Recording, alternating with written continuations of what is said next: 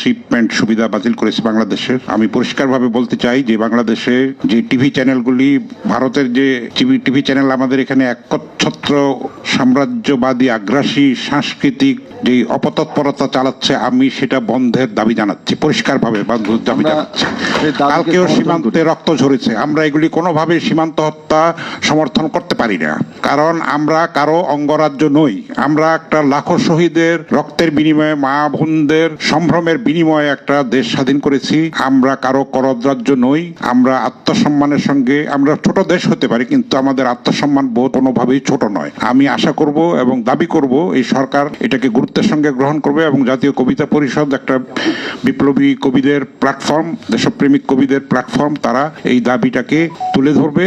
আমাদের নিজস্ব সংস্কৃতির শেকড়কে আমরা খুঁজে বার করবো এবং সেটাকে লালন করব। সত্যিকারের প্রগতিশীল, পরমত সহিষ্ণু, গণতান্ত্রিক একটা অসাম্প্রদায়িক বাংলাদেশ গড়ার লক্ষ্যে